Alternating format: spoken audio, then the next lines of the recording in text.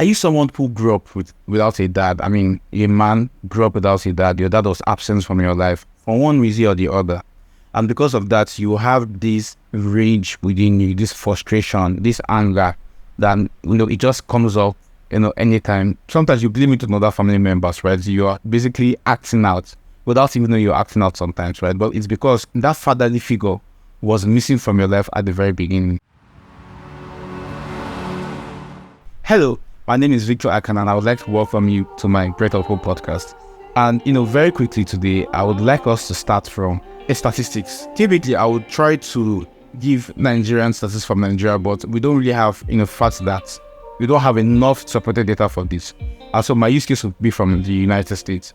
Interestingly, we have about 13% of people in America that are blacks, but we have about 33% of black Americans in prison. So what that tells you is a black American is 3 times more likely to get arrested or to end up in prison than, say, an average American. And the reason why this is alarming is because out of these 33%, about 70% of them are otherless people. So what that means is that if you take a consensus of people in prison currently that are black Americans, you realize that 70% of these people in prison grew up without fathers. By that virtue, it draws a line to say that the likelihood for men who didn't grow up with fathers to commit crimes is a lot more, right? Is a lot more. And what that then again goes ahead to show you is that fathers are really the restraining blocks that prevents their children into going into things that they are not supposed to go to. So things like crimes, things like drug abuse and things like that, right? Fathers have a very important role in teaching their sons self-restraint and self-control, right? Fathers have this masculine framework that provides boundaries and barriers for their sons so that they ensure that they don't cross certain lines. Now, furthermore, in America, they have this gun violence thing where people can just enter a school, start popping up people and things like all these, crazy stuff, basically. The people who enter schools, enter streets, start killing people in malls randomly, random shooting and things like that. These people, most of the men who do this, like about 60-70% of them, also grew up without fathers. And so in that, you can also see a kind of rage that wants to lash out on everybody, right? Irrespective of who caused the hurt. And so we understand that men who grew up without fathers will most likely end up with certain kinds of rage and anger issues, which will lead them to committing certain things or certain crimes they're not supposed to. I mean, even men who beat off their wives, a lot of them come from either dysfunctional homes or basically grew up with absent fathers, right? And they have this rage within them that they just want to find a way to express. And so a father is meant to teach a child certain things, right? I can't remember all from the top of my head, but self-restraint is one of them. A father is meant to teach a child how to provide and protect for his family. A father is meant to teach a child how to be a gentleman to the women in his life, right? Alongside a couple of other things. Now, I watched a movie, more like a series about a father who left his wife, and he had 2 sons, left his wife. Now, the first son developed anger issues. He was always fighting, always getting into trouble, right? Very smart, very athletic, right? But he was always angry. You could say something that somebody else would overlook. This guy would get angry and start fighting you. And it was so evident because, it got him into lots of trouble. Now, he had a younger brother. This younger brother, his was more of a feeling of frustration. It didn't necessarily express itself as anger. And that was because he had like an elder brother to latch on to. When the elder brother had to leave high school, the younger brother started feeling very frustrated because he didn't have enough time for him anymore, right? And he became so withdrawn.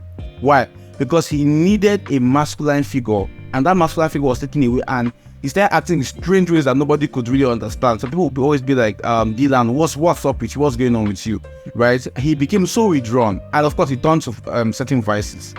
And so you can see that, it has different effects, right? But common effects will be things like rage, things like frustration, and rage and frustration will lead you to different things, vices, crimes, and things like that. And a mom can only do so much because a mother's love is really more of a nurturing love, right? Not necessarily a dominant or restrictive love, right? And so the sons would want to grow out of the framework of that nurture, to want to explore other things, just to fill that void that their dad left behind. The mom can only do her best, and she cannot do the things that the father is meant to teach the son, things like self-restraint, things like self-control, things like how to be a provider and protector, things like how to be a gentleman, a good man in the lives of the women, right? Or how to be a good man, in the women that, who are your friends, basically your family, basically how to be a good man in their lives. It's possible that one or more things would now be missing in their lives. So for instance, a guy didn't grow up with a father, right? Or grow up with a dysfunctional dad. Now, that guy could, not be a provider, not be a protector. What that means is that he would eventually have to run away, or he would eventually become an absentee dad in the life of his own children. Or let's say the man, doesn't have self-control, right? And let's say he's struggling with rage. So he ends up, turning his wife to a regular punching bag. So he's present, he's provided, he's protecting, but because there's no one to teach him self-restraint or self-control, he ends up turning his wife to a punching bag, hence traumatizing his children, right? And so it's possible that one or more of these things can occur.